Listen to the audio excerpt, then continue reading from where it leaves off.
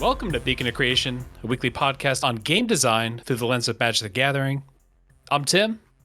I'm Jesse. And I'm Alex. I got 2/3 of the Mighty Squares the Cube, a kind of local Pacific Northwest podcast on here. Before we get in here, I know a little bit because I've been to a couple of your cubes now and listened to the pod for a little while. I know you guys are starting to dabble a little bit into some custom Magic stuff. What's your experience so far? What's your exposure to people designing their own cards? Well, exposure to people designing their own cards specifically sounds like it's not me, so that's actually very limited. That's why it was interesting to me. I'm not on many other Reddits. I don't check it out much. I see a random one occasionally. Like you'll see a YouTube short or a TikTok with text over a card that isn't real. So I've seen one or two, but I've made quite a few of my own and just kind of stayed in my own little lane. Yeah. So my exposure is mostly my own brain making cards that probably shouldn't exist, but I'm excited to see other people's work for sure. Yeah, and I've followed the custom Reddit for quite a while now, just watching to see what other people make and saving a card file here or there when something looks fun or interesting that we may want to use for a future project. At the moment, Jesse definitely, when it comes to cube-related stuff, dabbles in custom cards more than I do. I do have a copy of the Star Wars The Gathering cube, however, which is a full custom-made set from fans from outside of the game of Magic. They're all non-Wizards based cards, and so I was able to pull those files down and find a great company to print those, and we've dabbled in that a time or two as a fantastic side project to go play with. But as of myself, I am newer to custom card design, as we may find out here later tonight, but I'm excited to talk about it, and I always just love talking Magic and general game design, so this is going to be a lot of fun. That's what it boils down to at some point. It's just like, hey, talking about Magic is just guaranteed to be fun. So, yeah. Yeah, awesome. Have you played that Star Wars set or cube yet? Oh, yeah, we've played it quite a few times. Okay. We've actually yet to play it up at the Monday nights that we do at Wayward City Games in Vancouver, Washington. We do run a weekly cube night there where we're there every week at 6 o'clock. And so actually we are putting that on the table for the first time tomorrow night, which is going to be fun for Star Wars The Gathering. But we run cubes weekly, including Jesse's cube, which has some of the custom cards in it. At this point, I think we've got about 15 cubes across all of the different players that come regularly to the events. So we are not hurting for many different creators and many different design spaces, which is a lot of fun. And that'll be my first foray into the realm of the Star Wars. I've not played that cube at all, so I'm excited. Yeah, you guys are organized up there at Wayward. There was like a voting sheet with like 16 cubes on it. Yeah, you guys are prepared. Try to give people their own voice and opinion as well, because somebody's being the dictator and deciding which cubes are always up on the schedule. We don't want any hurt feelings, and so we'll leave it to more of a democratic process. It definitely smooths over that a little bit as well. I maybe made some of those mistakes in the past, running a cube group and just deciding myself. So yeah, I'm understanding the wiser path you guys have forged. Hungry with power. or more just like I don't want to have to do a vote. It's like I work enough. Yeah, I just want to show up with whichever thing we're doing this time. But anyhow, this is one of our challenge review episodes, so we're going to be reviewing all the cards that were submitted. I think we got a little over a dozen this time around, and it's for our challenge 8 legs a week to design a card that makes an 8/8 octopus creature token.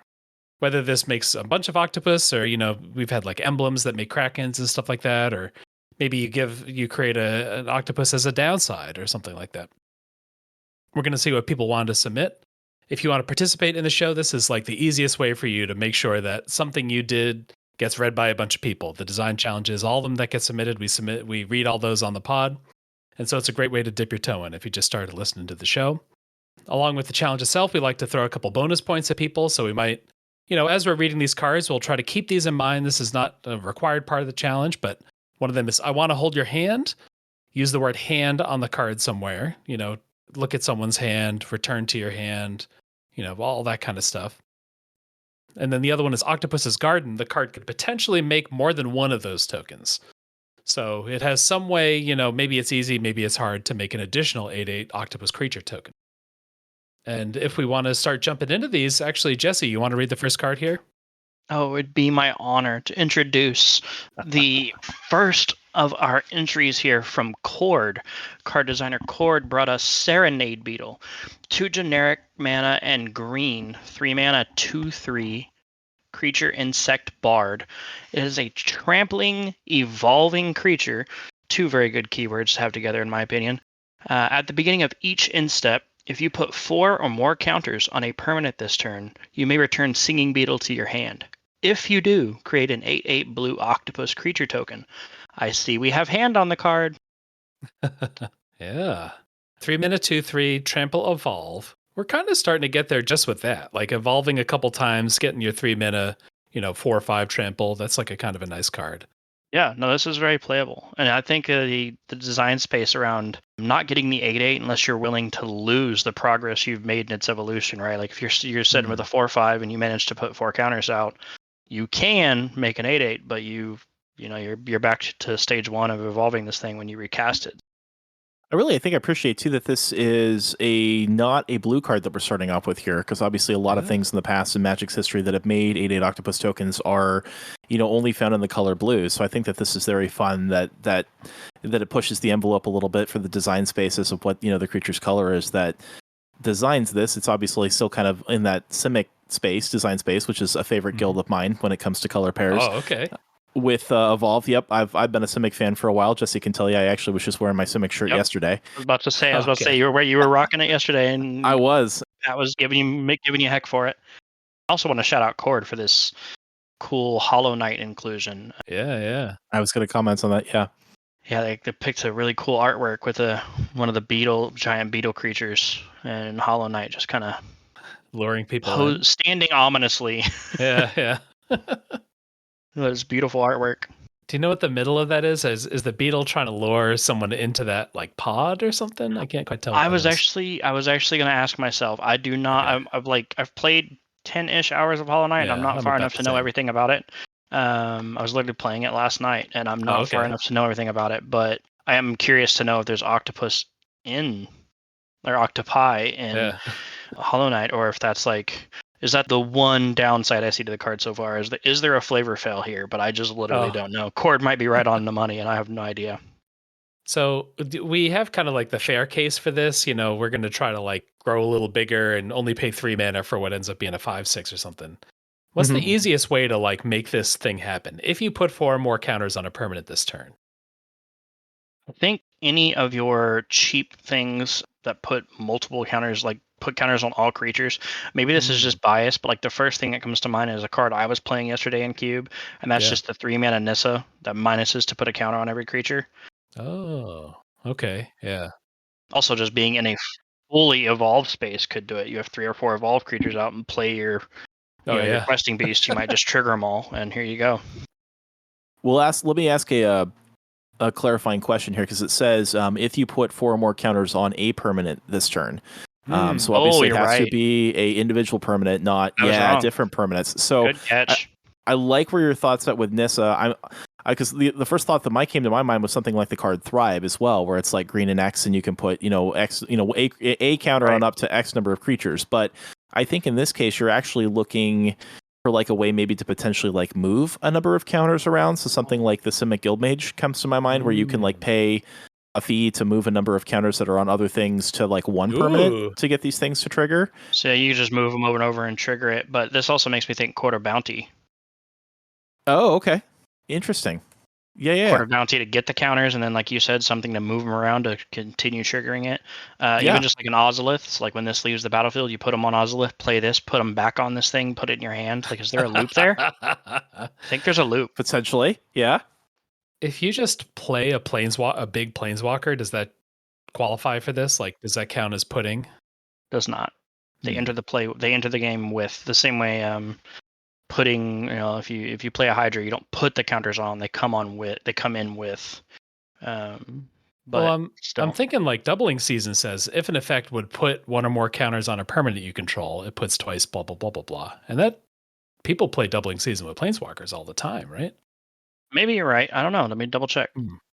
I think the other thing to look at too is with the evolve portion of the card, obviously to put 4 counters on this thing would mean casting 4 creatures that are larger than Serenade Beetle. So I think that was honestly, in my opinion, maybe one of the more unrealistic cases in which you get the 4 counters in a single turn on a permanent. Yeah. And so I'd be interested to be looking for like the move, the way like we were saying it. I think that somewhere out there must be like an X spell as well, where it's put X +1/+1 counters on target card in green. Yeah. I think there have been a couple of cards recently that like put a counter or 2 and then double the counters on a creature. So maybe that's the way you do it. Okay. Yeah. Rule 122.6. Putting counters on that object while it's on the battlefield, and also to an object that's given counters as it enters the battlefield. So yes, it does see it. Okay, so I just play like a big Garrick, and then this beetle's like, heck yeah, Garrick's here, have an octopus. Yeah, basically every 5 mana or more planeswalker would, on average, trigger them. Good to know. Thank you for looking that up, Jesse. Yeah. We learned a little bit. I like it. Yeah. You even got the rule number on there. What was that? 122? 122.6, and specifically subsection A explains it more. Subsection A. Yes. You got to judge on the pod. Sorry, I'll love it. No, I love it. I love it. All right, next up from Oreo Orca, who is a new submitter. Pew, pew, pew, pew. Boo, boo, boo, boo, boo. New submitter. Bop, bop, bop, bop, bop, bop, bop, bop. Love to have a new submitter on the show. They submitted Deep Channel Scout, which is 7 and a blue, so 8 mana for a creature Merfolk Rogue at uncommon. And it's a 2/2. As long as you control 8 or more lands, Deep Channel Scout can't be blocked. When Deep Channel Scout enters or is returned to its owner's hand, create an 8/8 blue octopus creature token. So it's an 8 mana 2/2, but really an 8 mana 2/2 plus an 8/8. And then it has this like, as long as you have 8 lands, it also can't be blocked. Definitely like the flavor on the unblock for 8 lands thing, right? We're going back to the 8 legs and tying that all together. And okay, yeah. Mm-hmm. I do wonder about the return to its owner's hand 8/8. Like, I wonder. I was just looking at that and thinking about that myself, because that just seems incredibly strong. I like the ability, like we were saying, the additional bonus point for being able to create more than one 8/8 octopus, potentially. I mean, obviously, it's 8 mana to cast the card, and so that's where I think that balances this out a bit. But the ability to play it and instantly like unsummon it, and so for just 1 more mana to get an additional 8/8, I don't think you can look that in the mouth. That seems like it's definitely. It's not a cast trigger, so we don't have to pay 8 for it. This is true. Yeah, this is true. That's what I was trying to. I know obviously Goblins has quite a few ways to like sneak a creature of the same type in, but Merfolk, is there anything that you guys are aware of that allows you to cheat summon a Merfolk specifically? I am unaware. Not that I'm aware of, no. Okay. I mean, obviously Aether Vial is the common Merfolk summoner, but like this is a lot of counters for an Aether Vial. Right. If there's like a sneak attack equivalent that like puts a thing into play and then returns it at end of turn or something like that, that would be exactly what the scout wants. Like instead, if it, sneak attack still lets you get an 8/8. Reusable bounce in general would just be insane with this card, because you could just turn it into cheat it out, bounce it, cheat it out, bounce it. Yeah, even if it was something like, if we're going to the cube route, like Reoccurring Nightmare as a way to potentially, if you had a way to keep putting this thing back into the graveyard as well, and just to keep reanimating it. Yeah. With something else sacrificial and like a blue-black deck as well. I do kind of like that this is a Merfolk Rogue too, as a creature type, because like this, this crazy off the wall Merfolk is here, bringing all these octopus onto the battlefield, to octopi onto the battlefield to come wreak havoc. It's a very roguish thing to do, to summon all your giant friends to finish off the game, especially if you're reanimating the card. And it happens to be a member of your party, just in case that matters. Ooh. Oh, okay. Super bonus flavor. I kind of like that there's like some ability on this creature besides just creating the 8/8. Like that's kind of fun that, if you're playing this kind of honesty, you play it, and then this little creature can sneak in there for some damage. The big creature can block or attack or whatever it needs to do. But it's not just a vessel for the octopus. It has its own life. No, I honestly see in a lot of cube games, very frequently, this would set down the 8/8 would clog up the field, and your opposing like the opponent's big dudes or relevant guys wouldn't be able to get in, right? They can't deal with this 8/8. But now you're just sitting here with this 2/2 that can't be interacted with, and if they put it back in your hand, you get to have another 8/8. And if they kill it, That means you can now reanimate it. So like they kind of just want to leave it alone, but you just put them on a 10-turn clock Oh yeah. and have an 8/8 wall in the way. Yeah. They don't want to kill it. Interesting. Well, or if they do kill the octopus, you still have the deep channel scout to keep attacking to close out the game as well, depending on where life totals are at. And yeah, I think the 2/2 might be the more threatening part in a lot of games. You got shields up with the octopus, but yeah, the scout is sneaking in there. One more thing in the cheaty vein in blue, we do also have flash as a way to just make this thing ETB in order to make an 8 octopus as well. Yeah. True. Sorry, you can tell that we play too much cube because that's exactly where our minds go to is how can we do the most degenerate thing with these cards and take advantage of them. That's what we want to figure out. People submit these cards, they got kind of an idea in their mind, and then we need the guys to come in and just break the card in half to see what it's capable of. Sure. Alex, you want to get the next one? Certainly can. And just to confirm, so we have designer here, Juliet. I believe this is Juliet from the show as well. Yep. Excellent. It's Benthic Descent. Is 1 black and a black for an enchantment aura. It says enchant creature. When you cast this, you may discard a card from your hand. If you do, create an 8/8 octopus creature token. When this enters, attach this to it. Whoa. Enchanted creature gets -1/-1 per counter on this, and then vanishing 5. This enters with 5 time counters on it. At the beginning of your upkeep, remove 1. When the last one is removed, sacrifice this. Get a 3/3. Yeah. So it's a 3-mana 3/3 that grows each turn. Yeah, or it can be a removal spell, right? Because you can not do the discard thing. You could just pay your 1 black, attach it to a creature. That creature starts with -5/-5, which probably kills it, and then those bonds get weaker as it goes along. I did not even at first register that capability. Oh man, yeah, interesting. Okay. Yeah, right, because you don't have to discard the card. That's an optional component of the enchantment. Yeah, no, you're right. I was about to say can you cheese this? Enchant creature, because the way enchant creatures work, they target on the stack. Yeah. So there's a cast trigger that creates a delayed trigger of when this enters, attach this to it. Yeah, so like let's say I target like a goblin. Yeah. But I discard a card. When you cast this, blah blah blah. Does the goblin in that case, if I do the discard, does the goblin die, or does the aura swap before the goblin dies? Yeah, it never swaps because it targets the goblin. It's on the stack targeting the goblin, and then as this tries to enter the field, the delayed trigger that the casting caused triggers, and it gets attached to the token as it's created. Okay. The way this is formatted. But that is like weirdly interesting though, because if you want to target something, like say you have heroic creatures, for instance, say your opponent has a phantasmal image, like you could like target their phantasmal image, discard a card, and still get the 8/8 and kill their guy, or trigger your own heroic, discard the card, put it into play. Like it's very interesting little like weird niche, because really only because Juliet's decided to put enchant creature on it, which means it it's an aura, so it targets on the stack. We're always going to get an interesting card from Juliet. That's just a fact of I like this card.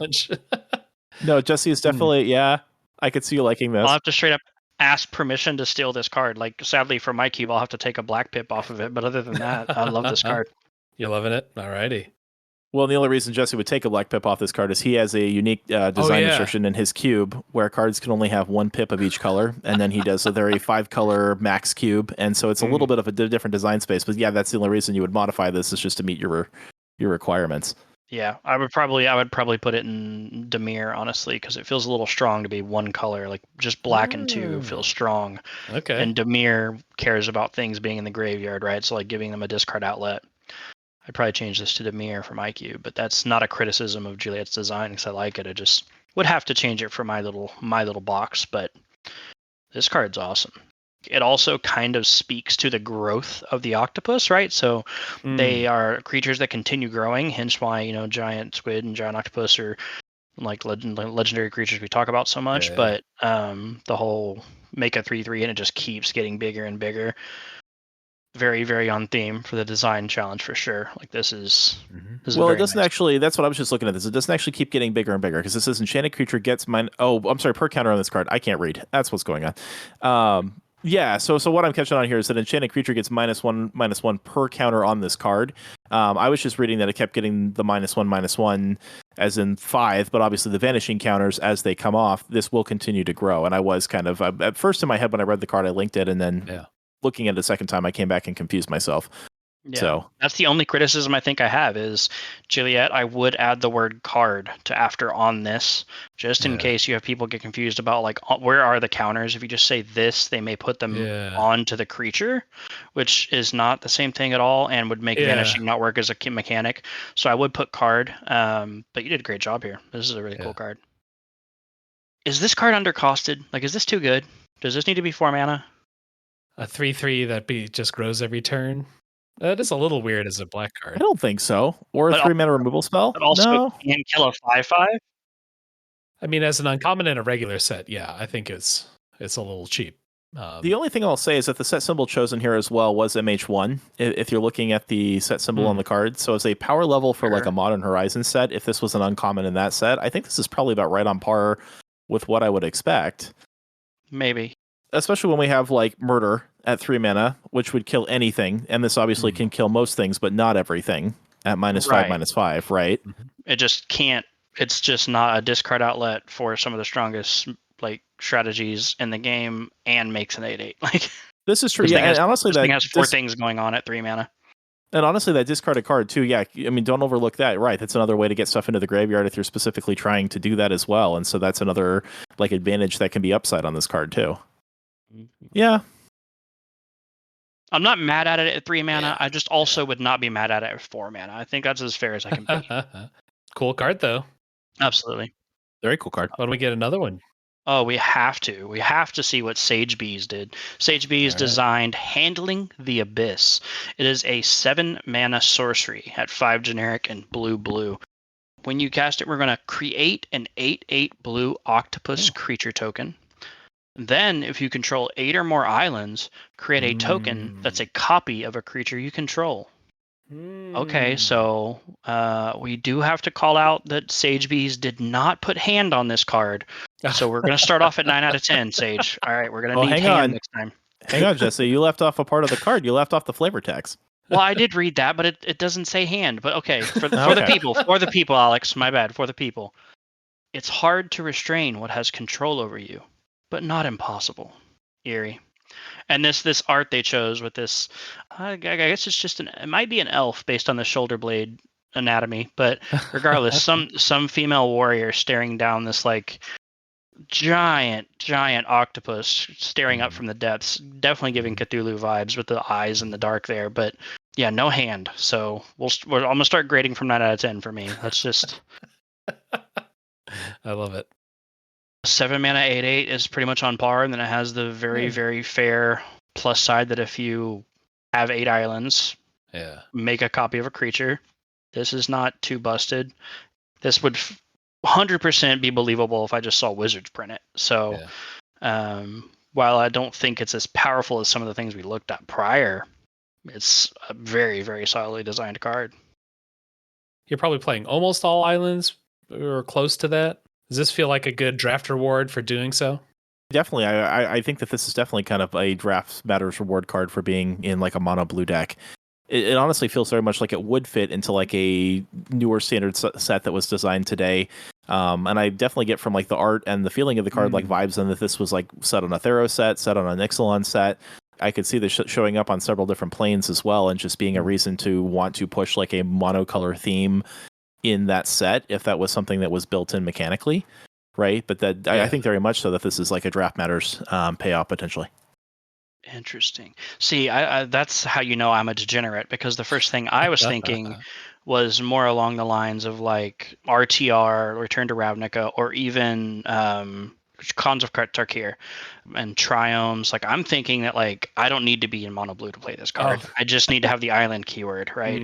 So like I'm definitely putting this in a deck where copying matters, tokens matter. Like I'm thinking Rug, where I can like copy creatures a lot, have cards that care about me having tokens, doubling my tokens, and just make sure that all the lands I am playing happen to have that pretty little island keyword on them, and have this silly 7-mana 8/8 that copies my giant rug beastie. Very interesting where our brains went on that. Y'all both see mono blue. And I was just like, all the colors. I love it. And actually, Jesse, I got to call you out here because I figured out where you're wrong. You said that hand was not on the card. Oh, it may be in the title. Oh, cheating. Okay. Handling the abyss. The abyss. So we got to shout that out because I'm sure that the creator of this card is sitting there going, "Wait a minute, they didn't see it." But that's. I would like to take this public time to formally apologize to you, Sage Bees. You are my superior in every way, and I have failed you as a podcast host. I will never do it again. Which certainly means he will do it again.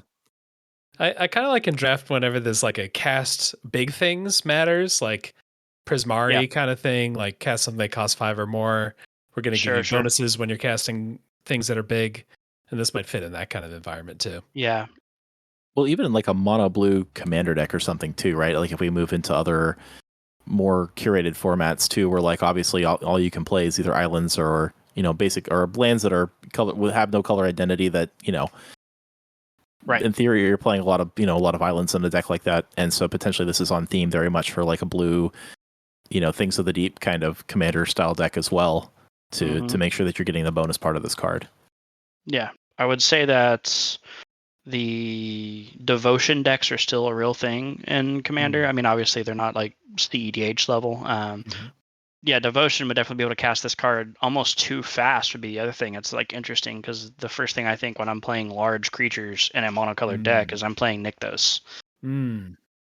So I wonder if you're going to run into like being able to cast this before you can turn it on and kind of having to hold on to it if you were to design that deck. You're going to be sad you have it too soon.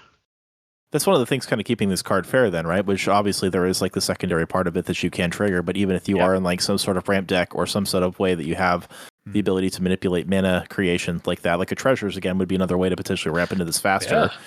And again, you're just not getting a secondary copy. Yeah. No, I like it. I think we're in a good place with this card. I'm gonna stick to my 9 out of the 10 because I feel like handling was a setup for me. That was a personal attack. So yeah, we're gonna stick to 9 out of 10.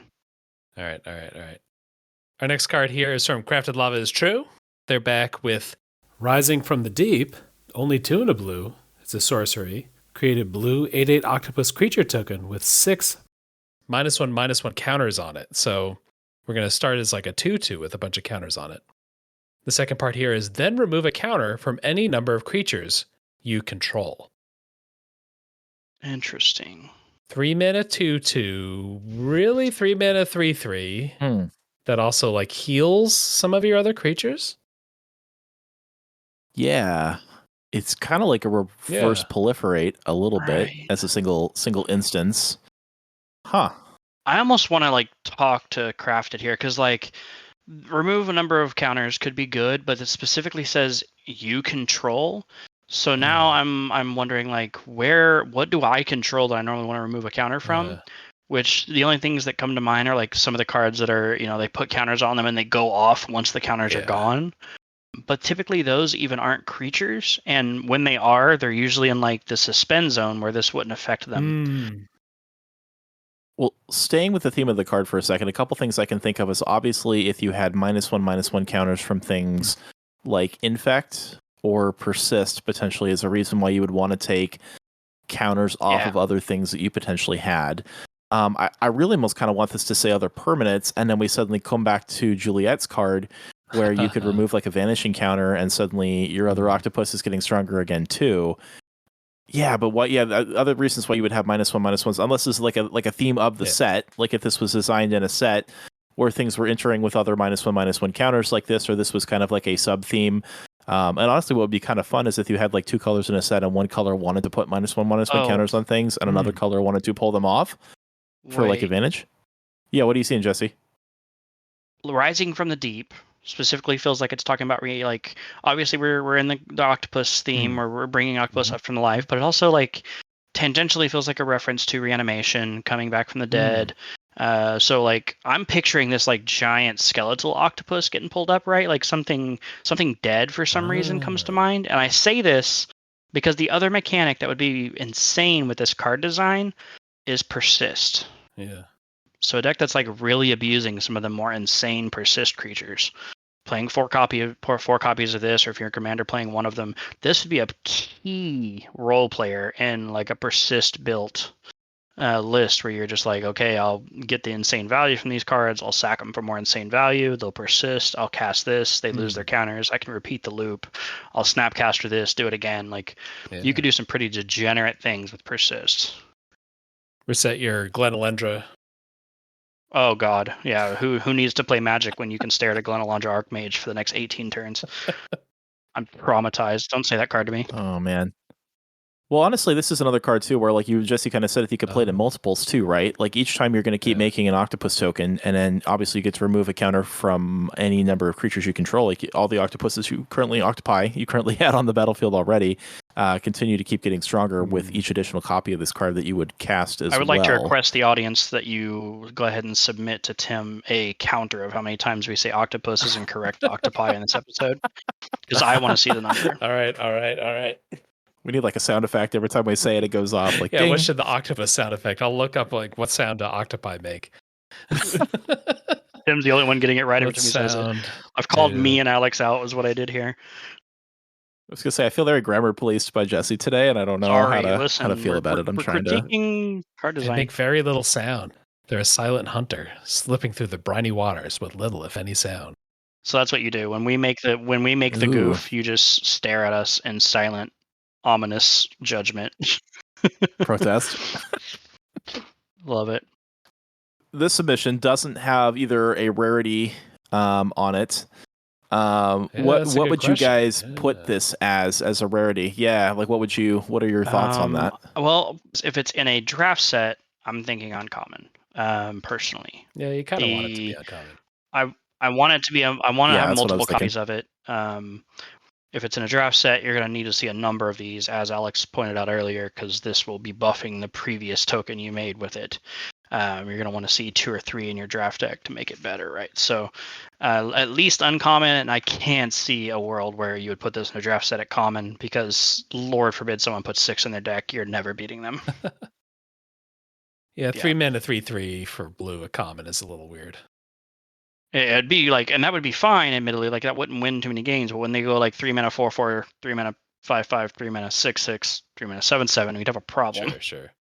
Real quick. So yeah, I would lean on common for sure.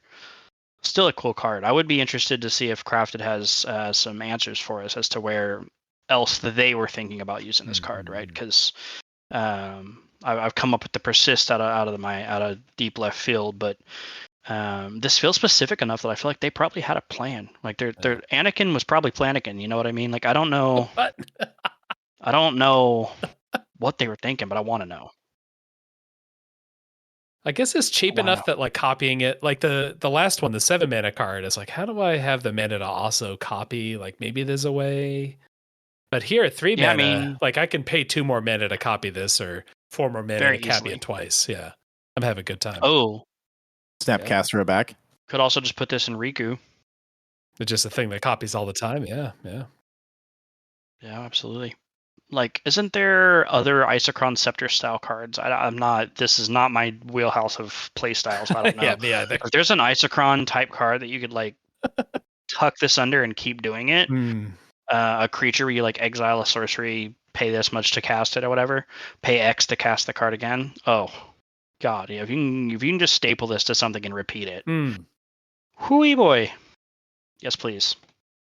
We kind of want. I kind of want a sorcery Isochron. Isochron Scepter is the one that like you exile a 2 mana or less instant from your hand.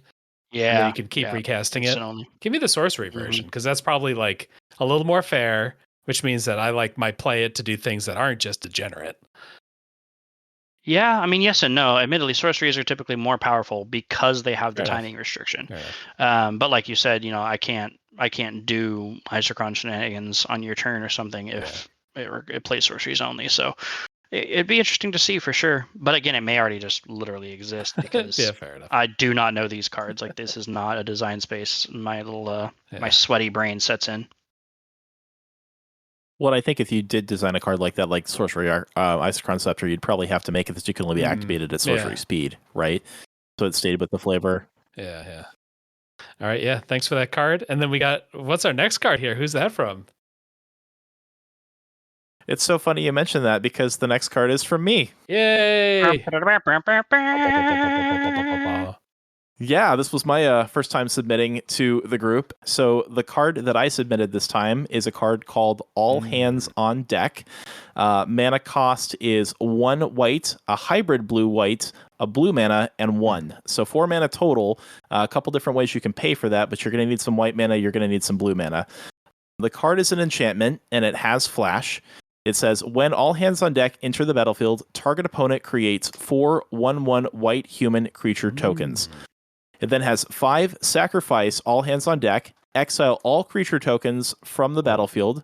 For each 4 creature tokens exiled with all hands on deck, you create an 8/8 octopus creature token. Activate this ability only as a sorcery. I do see why you were afraid of my grammatical habits as we were moving down this list. Oh, yeah. So, I just won't even do it. I won't. I'm just not going to. I'm going to note that I could, and I'm not. I appreciate you. All right. I appreciate you. So first things noted, though, is not grammatical, but it is size. Did you think we were all going to read this card with a magnifying glass? Like, I don't know. He's holding off on one roast, but he's got the other roast for you. I've got the other one ready. Like, for those who can't see, this giant line of text he wrote takes up like 2/3 of the card. There's like a half inch at the bottom of the card not used. And my grandpa eyes are not happy with you, Alex. I'm not. I had to lean up in my chair. So I'm not going to lie. This is the first time that I have used. I think this was a different custom designer that I'm used to using. I use Cardsmiths for this one, and that was definitely how it templated it, which when it made it smaller. And I don't know if that's because I did a full image here for the artwork, and that's what it does to try in order to make the image bleed through more, or that was just me. But that had to come down to templating and me trying to learn a new piece of software. I'll give it for to that. you. It's fine. I don't love Cardsmith, but you did a good job otherwise, because the framing of this card and the art choice is gorgeous. So points there. Yeah. Let's try to. What's this card do? Yeah, break this one down because it's a little crazy. So it's 4 mana flash. So it's kind of like an instant, except it sticks around. And then when it enters, you don't get anything. You give someone else 4 1/1s. Mm-hmm. And then it's only the sacrifice ability that it's sorcery speed. You can blow up creature tokens to get octopi. Yeah. So I guess I'm doing this end of, if this is a 2-player game, end of their turn. If there's a 4-player game, on the turn cycle right before me. Yeah, absolutely. Yeah. When is the instance I don't want to just play this right before I have the ability to activate it? Is there any world where I just want to give my opponent creatures? I mean, it's Magic, so the answer is yes. There is some time. Right. I'm trying to think of, without getting like extremely pedantic. Like, I'm in a commander game. Opponent 2 has 3 Blood Artist type creatures. Opponent 3 is about to die, and I play this and give them 4 guys. Like, sure, I can come up with like out of the Twilight Zone, but like in a normal setting outside of extremely specific pockets, I feel like you're almost always just playing it as you just mentioned, right? You're casting it right before you can activate this. Or did you have something else in mind, Alex? Well, no, it's kind of funny you say that because, I had a few things in mind here when I designed this card. The first was that I love cards that tell a story. And so, honestly, with the artwork here, for those who can't see at home, we have a ship that has a whole bunch of giant octopus tentacles that are flying over the top of it as if it's being attacked by a giant octopus here. And so, obviously, the concept in my mind was that, the call goes out that this thing is attacking the ship. The humans rush onto deck, and then obviously they lose the fight to the octopus, who then takes over. And depending on how many humans came up to defend the ship, you needed a few more octopi to come up and take it out, and so there's a chance that you potentially produce additional. As far as more of a mechanical design space, I thought about this for 2 reasons. The first, why I wanted to give your opponent the creatures and not you, is like I figured that you needed a reason to then activate this in order to, your opponent can bear pressure on you for the fact that you have this creature token wrath effect, which I knew was kind of interesting design space as well, that then makes you giant tokens in regards. And so I wanted to put some pressure on you to want to activate this sooner rather than later. And then the other thing with giving it flash is that in the case of doing so, if you wanted to give up 2 entire turns to do this, where you casted it for, on turn 4 for 4 mana, activated on turn 5 for 5 mana, I mean, you just put, more than we were saying earlier for an 8/8 octopus on 7 mana with some of the other card designs. And so for 9 mana, you get a single octopus token unless there are other creature tokens hanging around on the board. So it was trying to make a fairly balanced card that you would want to play, but that also, had some drawbacks to why you wanted to play it and how you wanted to play it as well. It would have been very weird for the story you're trying to tell if you had gotten the tokens, since like the humans are fighting the octopus, right? So clearly they should be on opposing sides of the battlefield. Yeah, so it would make very little sense for you to have the humans and then also have the octopus. So at least I do like that. Like storytelling wise, humans being the enemy, them getting devoured, and the octopus rising on the other side of the battlefield makes sense. Like a hunted creatures we had from Old Ravnica. It's kind of in the same vein. Yeah. I like this. For each 4 creature tokens exiled from all hands on deck. It is interesting that this exiles creature tokens. Was there a specific reason you did that, or were you just trying to ramp up the power level a little bit and like avoid opposing death tokens or death triggers?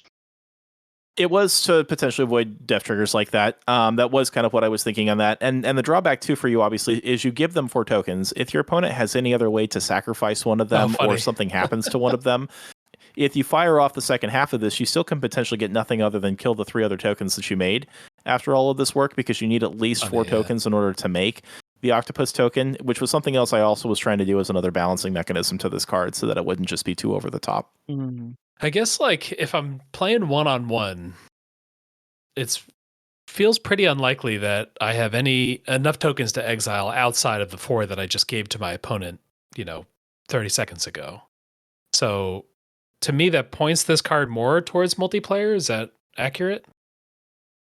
I think so as well. Yeah, that was kind of what I was starting to think about when I designed the card. I think this is probably something that you'd see much more in a Commander game than you would in other formats potentially. I'm a big deals guy in Commander. I play a lot of like Commander Limited and stuff like that, and I think see some potential in just give an opponent 4 tokens, because I can say, "Hey, which opponent? Let's open the deal stack. Let's talk. Who would like these tokens?" And maybe I won't blow them up right away, as long as those tokens aren't headed towards me. Sure. Like that's something that is kind of enjoyable to me. Yeah, no, it has the political aspect for sure. Yeah, I guess if I have sort of a nudge on this card, it's that it feels like the 95% case for this card is that end step immediately activate thing. And I don't know that we necessarily want that to be like the thing you do almost all the time. Because if that's what you're meant to do, the wording of this card could be like totally different. Sure. No, it certainly could be. But then you don't get to have politics. Yeah, so if it's going to be politics, then we got some other room to move on the card. Like if we want to enhance the politics, well, I'm just off the top of my head, let's take flash off of this. So I have to sort of like say, hey, we got to make a serious deal here. I'm going to give you these tokens and you're going to attack that other guy, or else I'm going to be mad. I'm just going to blow up the tokens I just gave you. Like give me some reason to 50% of the time do something besides the immediately flash and exile. I mean, you could argue too that like because you don't currently have the octopus, the humans like they don't see you as the enemy. So what if it created goaded tokens? Oh, that would be interesting. Yeah. Yeah, that gets us into multiplayer for sure. 4 1/1s just let loose on the battlefield. I kind of want to see that card. Some goaded tokens just like wrecking havoc. Because there you're really kind of getting another player into trouble, right? If I give you a bunch of goaded tokens, you have to pick who to attack. You got a couple choices, and the person you pick, like 1 or 2 damage, who cares? I don't. That's fine. But 4 damage, or the creatures are pumped, or something else, I'm a little mad. Yeah, I keep looking at the art. I will say I love this art. Yeah, I don't know where you snagged this from, but found this from a wonderful artist on DeviantArt, and I did credit them in the template here. And I apologize, I'm not going to be able to. I think it's IWW. Watkins, it's either IW Watkins or IWW Atkins, but yeah, it's good job. Yeah, however you spell that moniker. Yeah, I'm high on the flavor on this one. Like the feeling of all hands on deck. I'm loving that. Like signal, like, hey, we've got a bunch of octopi, or we got some octopi maybe out there somewhere, and we've got to bring all the sailors out. I'm really loving all those pieces. So the flavor, really hits. Well, thanks. I appreciate it. Why don't we get a new card here? We should move on. Another card. We're gonna keep going. Oh my god, we got so much work to we do. got a couple more. It's a long trip over the ocean. Is it me now? Yeah. Oh my god, I get to talk about Ash. Ash, the chosen one. That's great. All right. Well, Ash the Immortal has designed Doomwave Doomwave Prophet. I don't know why I wanted to put a "the" in there. It's not Doomwave the Prophet. Doomwave Prophet is a blue for a 1/4 creature Merfolk Octopus Cleric. This creature has some types. Tap, scry 1. And then for, hold on, let me get my glasses on. 1, 2, 3, 4, 5, 6, 7, 8. I should have guessed. For 8 blue mana, 8 individual blue icons. This card looks wild with that many blue icons next to each other. Return 8 target islands you control to their owner's hands. Create 8 blue octopus creature tokens. Holy God. This is the way bigger version of that the other spell that we saw. That was like, this is something. Get 1 or 2 octopi. This is get 8 octopi.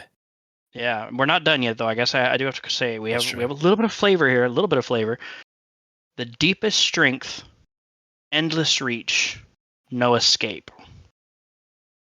Yeah, this card's a lot. I mean, like the 2 mana 1/4 scry one, like this card's just playable without the redonkulous 8 blue creature ability on it.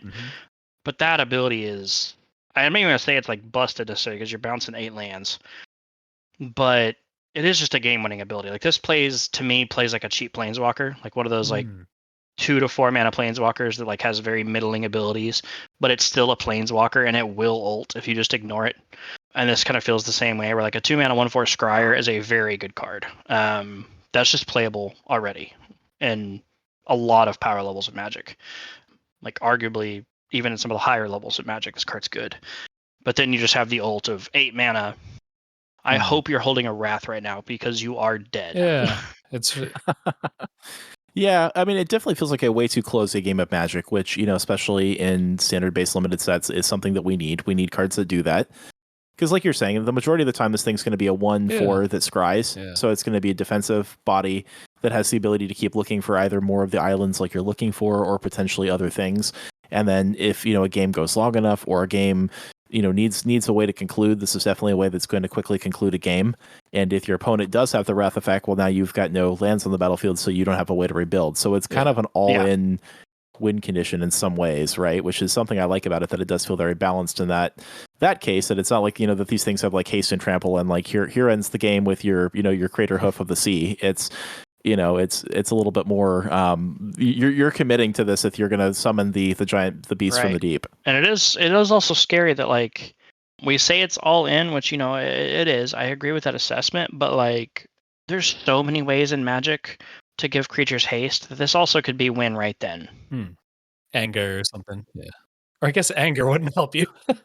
Anger could work. You just have to be in blue-red.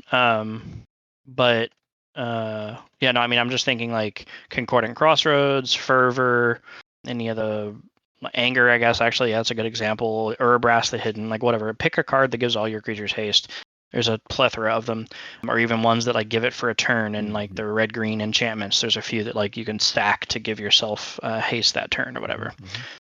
This could just kill you on the spot. So it is definitely a frightening ability. Well, a couple of things that also come to my mind too, if you're looking at other ways to take advantage of this in constructive formats. We did just get Harbinger of the Seas in MH3, which is the Merfolk wizard that says that all non-basic lands are also islands.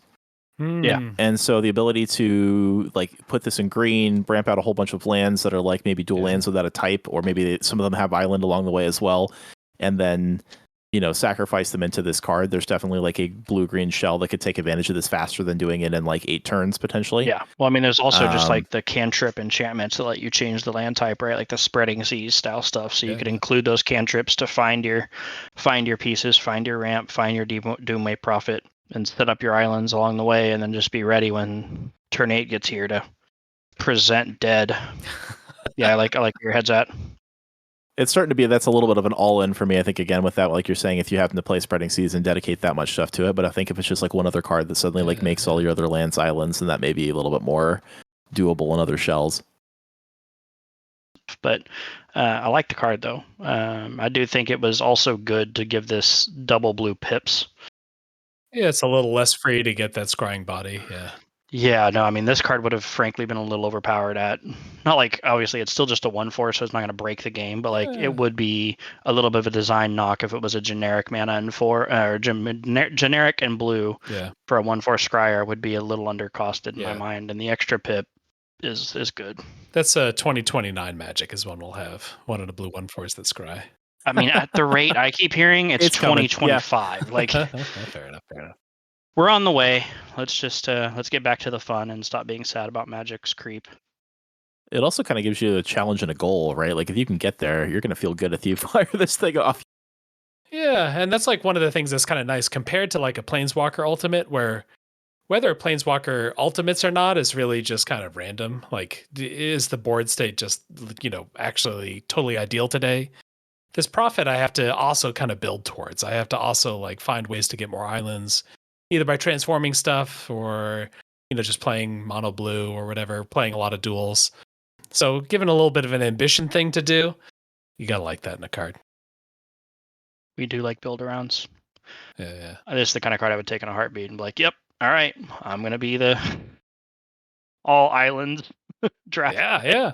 Let's do it. It's the dream. Sometimes you just need a little push for those kinds of things. Absolutely. All right, our next card is going to be from Crypt and just the name of this card is going to get people excited. Form of the Octopus, 3 blue for an enchantment at Mythic. You have 8 hands. Parentheses, as you draw a card, put it into one of your hands. As this enchantment leaves the battlefield, combine your hands together. Then the next line of text here is your maximum hand size is 1. At the beginning of your end step, if each of your hands has a card in it, create a 8/8 blue octopus creature token. Otherwise, draw 2 cards. Wow. Okay, so you get 8 hands. They can all only hold 1 card. So you kind of have a maximum total hand size of 8, which is good. If you manage to fill up those hands, you get an 8/8. Otherwise, you draw cards. I kind of don't want the octopus at that point. I just want to draw more cards. Crypt Rat, you dirty devil. I'm gonna give me a headache. I was gonna say I love this until we have to hold 8 separate hands. Like am I allowed to still like put my hand together and realize that there's 5 of them in my? That's like this is the kind of thing that seems like it works amazing on Arena and just makes life absolutely miserable on paper. But what would be really funny is I don't know if they consider this at all, but my favorite part of this is like this is the best way to dodge Thoughtseize ever printed. Oh, because they got to pick the hand. They have to pick a hand. Well, yeah, because it says target opponent reveals their hand. Yeah, you get it. Which one you want? Right. You can have any one of these. Yeah. But as far as the card itself goes, aside from likely accidental side effects, I love this. This is cool. Straight fire. Yeah. This is cool. This is very on flavor, which is probably the best thing about it, right? Just the you become the octopus, you're taking on the form. No, I like this. I feel like it's fairly costed. 5 mana to draw 2 cards every turn is like pretty acceptable. And making it 8/8 if you manage to have exactly 8 cards. Yeah, I feel like that could be clarified a little bit for rules wise, because I'm not sure if you're allowed to have more than 1 card. Because currently, as it reads, is at the beginning of your end step. If each of your hands has a card in it. So this is prior to the cleanup. So if each of my hands have 12 cards in it, this still triggers. I think so. Yeah. If one of your tentacles has 2 cards, I think Crypt Rat's saying go ahead and do that. Right. So like at that point, that means as long as you've got 8 cards or more, make an 8/8.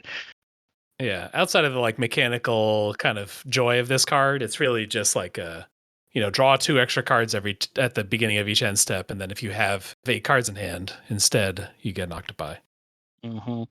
Which is just fine. Like if it didn't have all the flavor and insanity that Crypt Rat presented us with, it would just be a like fine 5 mana enchantment that played a little strong. Is this kind of a nice area to design for, where here's kind of an engine-y thing that's going to give you a lot of resources, but then if you have a ton of resources, it stops doing that and says, please start winning the game now. Please stop just drawing and going. No, I mean, it's definitely a cure for people like me who just sit there and durdle and like kind of expect you to kill yourself because I'm not going to do it. Yeah. What's the wedding invitation? What's that called? Yeah, yep, that's it. I got killed by it about 15 hours ago. Let's not talk about it. Oh, it kind of Card's good. switches. You know, what do you need? Do you need creatures? Like, get creatures. Do you have plenty of creatures? We'll draw cards instead. And in the same way, right? Like, it's like you've gotten some creatures. Okay, now forehead, stop sitting with them. Here's some attack power. Kill them now. Yeah, right? Like it is that design space for sure. Yeah. Alex, what do you think? You like this card? Oh, I love this card. I've been sitting here trying to think of other ways to like abuse, like if you put this together with like Prophets of Crucifix and Howling Minds and stuff to draw like more cards, so you can get up to that 8 cards in hand faster thing. Because part of the downside of this, obviously, like you guys were saying, for the cleanup step, your initial opening hand with this is going to have more than one card in it probably, so you're going to have to draw, discard down. And then it says, when you draw a card, you can put it into one of your hands. So as you get the new cards, you can start selecting where they go. And so in order to get up to those 8 hands, you're just going to need all these other additional ways to draw cards. And so just trying to think of all the different ways potentially to use and abuse this thing. But I'm curious to know, too, if you guys can think of anything. I can't, of a way to like take advantage of having multiple hands. Does Hellbent work? Because I have one empty hand. I Yes. think yes, right? Yeah, I would say yes. Yeah, So it does. Hellbent, like Infernal Tutor, if you have no cards in hand, Okay. instead search your library for a card. It's Demonic Tutor. If one of your 8 hands is empty, you've got Demonic Tutor. Right. I mean, the real thing. See, there it the real is. thing Okay. is, sadly, you would need the card creator or whoever was putting this card into their pile to make some rules, right? Because the first thing that comes to my mind, for instance, is anytime you have to do something with your hand, do you just choose which hand the thing happens to? Yeah. Because if you do, then Gamble becomes the best tutor in the game. There you go. Yeah, I'll just randomly discard from an empty hand. An empty hand, yeah.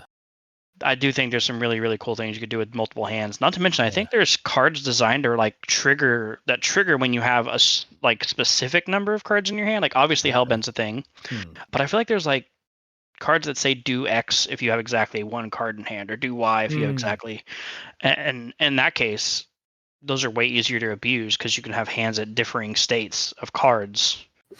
You could choose how many. Yeah, you could choose your answer to that question, whether it's good or bad for you. Right. Or always have at least one hand that has one card in it to keep your. But I feel like I remember that being a thing, and now I'm trying to remember what it is. I guess if someone's trying to mind rot you, they're only ever hitting one card. Target player discards 2 cards, or no, because in that case, that one doesn't target a hand. That one still gets you. Yeah. Okay, that one still gets you. Yeah. Yep, okay, so it's the targeted ones that are. Hypnotic, I think it's the same way, right? Where just this target player discards 2 random cards. Yeah, you would still get wrecked. 2 random cards, yeah. I mean, the best part about it is it wouldn't. I don't know. That one almost needs a ruling because the random makes it weird. Like, how do you determine randomness if you're choosing hands? Like, I don't know. I don't know. That's where I feel like you would need as wizards if you were wizards and you were going to design this like to template it. I think you'd have to like kind of make like having hands like some sort of rules mechanic or like a keyword, right? And so therefore you could like clean up some of the stuff in the rules text, and you could talk about how having multiple hands, works as far as how cards will interact with it and having to choose different things. Like this feels like it needs, like Jesse was saying, the different sub categories of rulings on like a keyword mechanic sort of thing.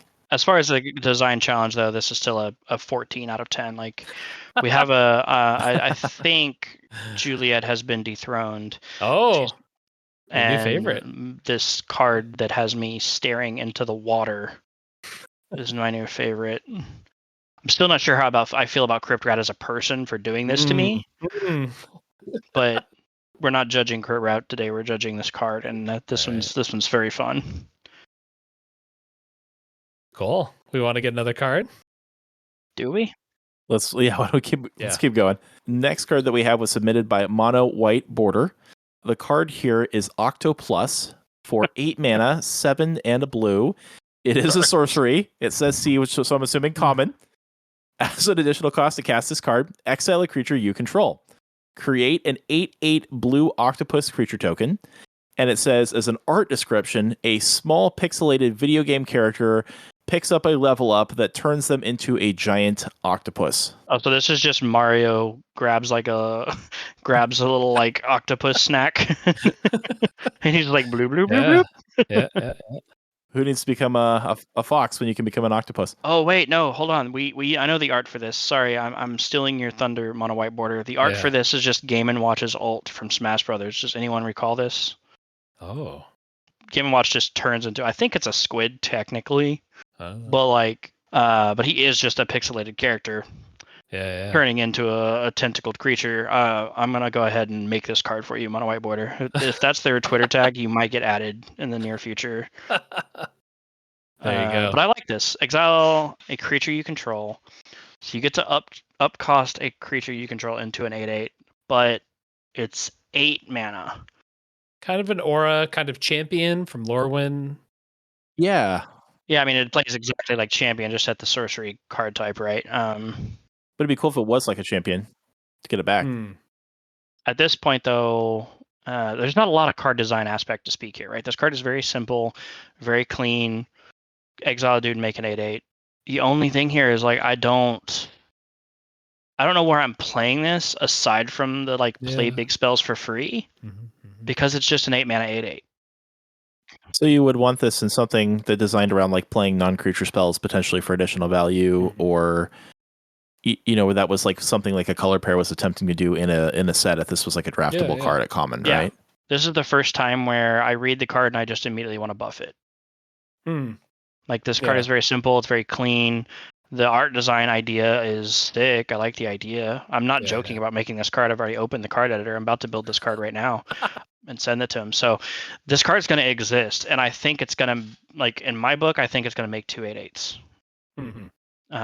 If I'm exiling a creature and I'm paying 8 mana at sorcery speed, it needs to be a lot more than an 8/8. Yeah. There's a funny thing of this being a common as well, especially if we're thinking like kind of modern day boosters. If it's at common, that means it's something you need to be doing all the time. That's going to go into a bunch of decks. That's going to get played a lot. Yeah, which it's not. Like with kind of play booster mode, we're not really doing just like niche commons anymore. They got to have some role in the set. Maybe that there exists a role where that would make sense and be a cool card. But yeah, it's either saying something about the format, or maybe like you're saying, it needs to have some sort of tweak to it. The exiling a creature is kind of required for the story, as Alex mentioned with his card, right? The pixelated character transforming, like the exile turning into an 8/8 is kind of required. So I don't think you change any of the templating.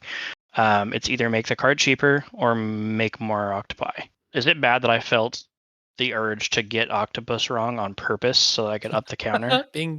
Inkjet noise. Sorry, that definitely crossed my mind. All right, Mono White Border, just watch out though. I'm coming at you. I'm finding the artwork right now. But other than that, you'll love it. Well, moving on, we do have Octopus Summoner from Pat. Pat is a returning, looks like. I don't have instructions to do an air horn, so sorry, Pat, you don't get one. But it's 3 blue pips for a 2/4 creature octopus wizard. At the beginning of your upkeep, if you have 8 or more cards in your hand, create an 8/8 blue octopus creature token. When I asked for an Octopus Summoner, I meant, don't worry, she's that too.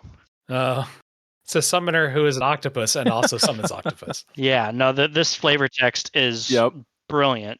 And I'm just going to, I think this is the first time I felt inspired to go to it first, but Melissa Archer is the artist here, and this is the cutest picture we've seen so far. This picture is adorable. It's just an octopus holding a summoning staff with a shell, conch type thing as the end of the staff, but in the traditional big blue wizard hat. This card is super cute, and I love the card design. I'm very happy. I need either a way to draw cards off turn, so that I can start with 8, or I need a different maximum hand size. This one it does something I love in cards that aren't too powerful. I love it when they kind of teach people what magic's supposed to do, or what a color is supposed to do.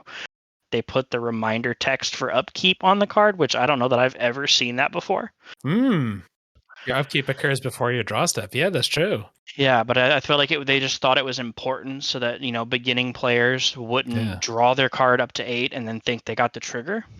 Well, the number of players, new players Right. especially, that think that their turn starts when they draw a card, and it's knowing that there's 3 steps there, and that's I agree. I think it's a very good. So That's it's like, I think it almost feels like, I feel like Pat was almost trying to make a card that taught people stuff. Yeah. Brilliantly designed. Like, I don't like it quite as much as the other two that I was a fanboy of, but I'm also not a beginner at Magic. But as far as a card design, this literally is the 10 out of 10 to me. Wow. Well, what do you think, Jesse, though, about the triple blue pip? The fact that this is 3, the need of 3 blue. I think... Is that too much for you? That's what I know. No. You just okay. That's completely fine, because this card, while it's not busted, it also has a really, really high ceiling. The ease of which you can draw a card in blue is ridiculous. Like, literally any card that draws 2 cards can make you an 8/8 once this is in play. Right. That's insane. Yeah, you almost have to go like sort of the Library of Alexandria mindset, where it's turn 3. I played my third land. I play this. I am just stopping casting spells if I can. I'm going silent. Yeah, you never have to do anything again aside keep your counterspell mana up and then draw 1 extra card on your turn to set yourself back to 7, pass, pay an instant speed draw spell, proceed to continue winning. Like, this card's very, very good on the upper ceiling, but it's not too good because it does require you, as we've mentioned with some of the other card designs, it requires you to go in with a plan, a deck that's built around it, a cohesive strategy, and then execute on it, because otherwise you paid 3 mana for a 2/4 that did nothing. So I think the floor is low enough that, like, it's not busted, but the ceiling's high enough that you can't be playing this for a blue pip and 2 generic. There's a little bit of an aesthetic choice here too, just even in how much blue's on the card, because the hat's blue, the conch is a light blue, the water's blue, the pips are blue, the card's blue. We're doing a thing. Pat committed to the bidded. Alex, you tempted by this card? I'm tempted by this card. I definitely want to play it. I think it looks like a lot of fun. I do like. We've got another keyword here, Jesse, or I guess I said type here for your party as well, being the fact that it is a wizard. It is a wizard. And very on theme for the fact that it wants to kind of be in a party. It sounds like from the flavor text too. Oh, I'm creating this character in D&D. I didn't even think about that. Hold on, I'm about to be an octopus that summons octopuses. I think this is the kind of card also that would go with our friend earlier that wanted us to, maybe a devotion to blue in that kind of set. Yeah. Or like if we need to have that much blue mana potentially, that this is playing in that same realm. So maybe this would be, from a similar set or from a similar design philosophy too. And that's, but no, I like this card. I agree with you. It's definitely adorable. Very, very well flavored card as well. This card's like kind of built around high rolly, sort of like, I'm going to draw this early. I'm going to not do anything else. And when I complete that plan, I'm going to just get 8/8 after 8/8, which is like a really novel, different experience. Like, I don't play normal Magic anymore. I only play for this one card. Well, it also doesn't hurt that it has some of the better flavor text ever written, right? I mean, come on. Alrighty. Don't worry. She's that too. All right. I think Jesse may have fanboyed enough. It may be time to move on. I'm leaving.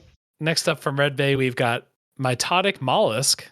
This is another triple blue, 3 mana for a 2/2 this time. Creature at octopus. We don't have a rarity here, but whenever this creature deals combat damage to a player, draw a card. So 3 mana, 2/2, hit the opponent, draw a card, and it has an extra ability. At the beginning of your end step, if you drew 2 or more cards this turn, create a token that's a copy of this creature. Then, if you have 7 or more cards in hand, put 6 +1/+1 counters on that token. Wow, the breakdown on this is like kind of nuts. When I hit my opponent with this, I draw a card, which then qualifies me to get an extra copy of this creature. And even before we get to the 8/8s, it's sort of like when this deals combat damage to a player, draw a card and get another creature. It's phrased differently, but you kind of get 2 things every time you hit your opponent, just at different times. Or you think I do have to question, like, I'm wondering, as strong as this card is, I mean, I guess it has no evasion. I guess in my head, I was thinking Shadow Mage Infiltrator. This card is not unblockable, right? So it's a generic 2/2 with no evasion, no protection, and it needs to connect. Which is way harder in modern Magic than it was in the Guise of St. Traft, days of Guise of St. Traft, mentioning him. And that was a 2/2 that at least had hexproof, and it still wasn't easy to get in. So maybe it's fine. there's lots of cards that we have today, things like Rogue's Passage and other ways to, potentially play another card onto this thing to make it unblockable too, right? Even if it doesn't come along with it, that, you could put this in a deck where like you could sneak it in or give it Island Walk, do whatever you needed to do in order to like make this thing be able to sneak in and do its thing. My second thought here is it's definitely on flavor to its name, with mitotic obviously meaning relating to or involving the process of mitosis, which is part of the cell cycle where the cell divides. And so, as I grab a quick definition off the internet, it does. I also have to say that I don't think I caught how good this card was when Tim read it the first time, because there's a lot of happening here, and I was also just staring at this adorable little alien-looking octopus they chose. But this thing just becomes an 8/8 if you have 7 or more cards. That's like almost always. Like I feel like this is so often just going to make an 8/8 that's wild. Well, it depends on how many cards you're drawing too, potentially, right? Because obviously, like we've been discussing, if you pair this up with our good friend, the Octopus Summoner, if you're playing that style where you're not playing additional cards, then you're already there. But if not, you're going to have to refill your hand to get it back up to 7 as you're casting spells and playing lands, and there's going to be some work there that has to be done. I guess because in my head I'm thinking of like actually in real world playing this. Like I'm saying I play a game of Commander, sure, right? Like I untap, I play my turn 1 land, and I'm not blessed with a Soul Ring, so I do nothing. Say go. I'm already on 7 cards. I untap, I play a land, I pass with like a counter spell up. If I get to counter something, then yeah, I'm down to 6. But if I don't counter anything because you all play Signets, then I'm still on 7. I untap, draw my 8th card, and play him, and I'm still on 7. I say go, untap on my 4 with 8 cards, and then have 3 people who better all have their shields up or kill this thing, or I draw a card and make an 8/8. I think this is fun in the Commander context because of that. I think kind of like the last one in a one-on-one context, it sort of feels from the opponent's point of view, it's just like, what could I do about it? In multiplayer, like people can be accidentally making an 8/8, and that's just part of the texture of the game. They just draw a little more heat than usual. Like that's not enough resource to then like end a game quickly. So I kind of like it there. I just feel like I would be way more scared of this card in Commander than one-on-one. One-on-one, you have to get through only one. You only have one option of shields down to get through. Whereas like if you have a 2/2 and you're trying to get through me, and I'm the only person you can hit, you're never hitting me. I'm gonna put something in your way. I'm gonna kill you. Whatever. If there's 3 people to hit, I'm always gonna make an 8/8. Pretty much. Like I feel like if I'm playing this deck, I'm never not triggering this card. And if I'm making an 8/8, and then the 8/8 can hit you and make another 8/8, and then those 8/8s can make more 8/8s. Yeah, I think like what? it's way more likely to trigger in Commander, but also the heat that you draw for doing that in Commander is high enough that it's like a reasonable price. Right. You become the arch enemy. Maybe that's, I don't know. In my tables, I feel like, but your average shop has a bunch of mid-range middling players who are either newer to the game or they've played casual for a long time and they know how to play, but they don't pack their deck with 25, 35 pieces of interaction. No, and I don't think you need to. And I guess what I'm saying is like a Commander asset is like threatening to me if you could make multiple 8/8s like the turn this came out, if you met some condition. If you could build something up yourself in one turn or in a turn cycle that then puts you in a winning position, getting an 8/8 or getting even 3 8/8s is an answerable thing on turn 6 or whatever. Like someone has a board wipe, or someone is going to attack you, or someone is going to do something about you. Yeah, I mean that's theoretically true. I feel like I can put this card in a deck that most people would agree is like power level 6 or 7, and I'm gonna get a lot of tables to want to not play with me anymore. Is what I think would happen. Yeah, I guess to me the like not want to play with someone stuff is when it goes solitaire mode. Like when they can build up so many resources in a turn that I can't do anything about it. Right, combo decks. I don't know. I just have faith in Frontier Justice. Someone's going to come by to punish you for doing this. So I don't know. This seems very, very strong, but I still like the card. I just feel like this would be the strongest card out of all of them if I was just reading all the cards so far. Yeah, that might be true. All right, what's next? So the next card we have is submitted from new submitter Tactical Bane. Here we go. Tactical.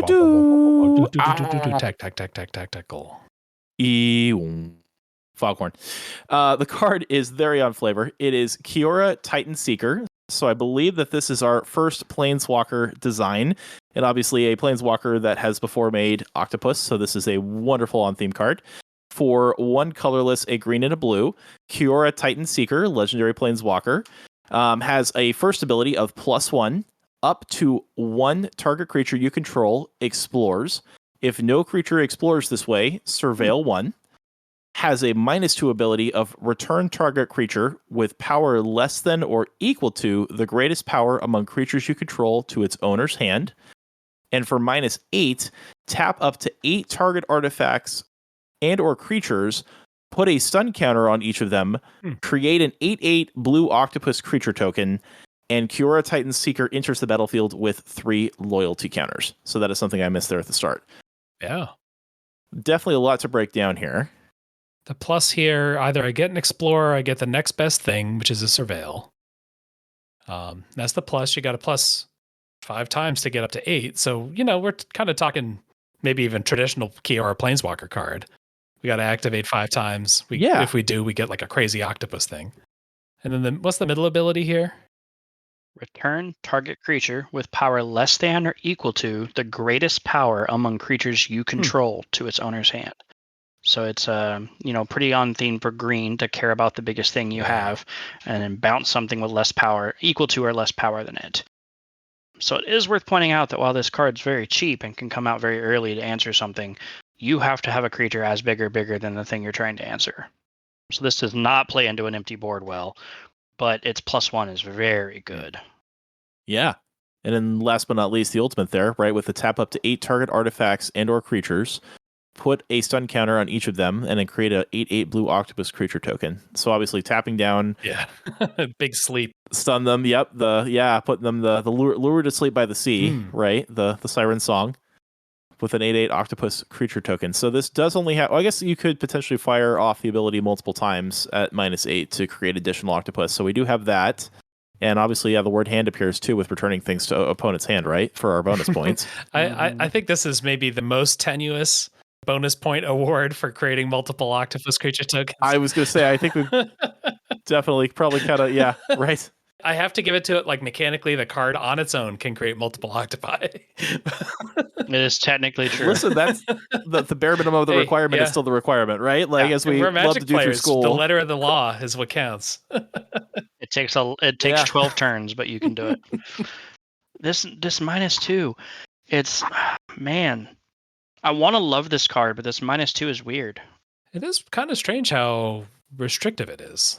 We're already a blue card. If this were like trying to get bounce into green or something, like, okay, you can bounce things, but only things that are small.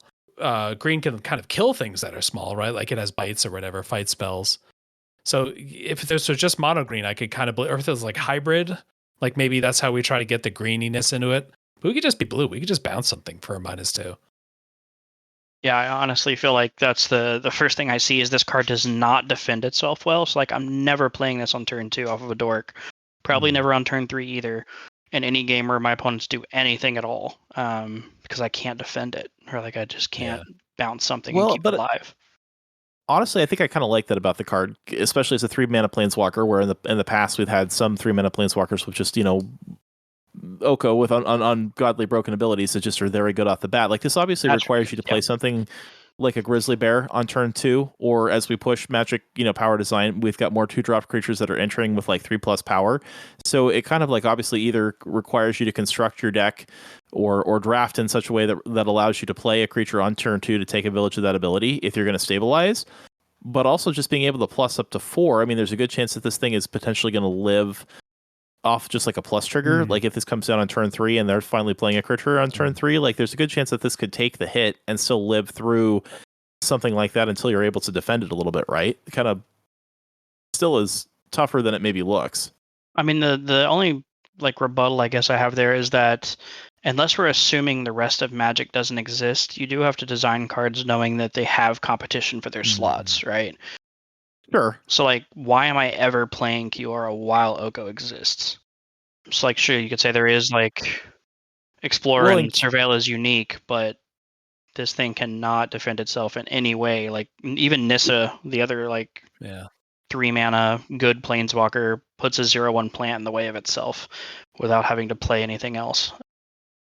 In constructed formats, I agree with you, but like obviously, if this is the only 3 mana blue-green planeswalker in standard per se, like maybe like you're kind of like limitations breed creativity, as our good friend Rosewater likes to always say, and so and also just like impact limited as well.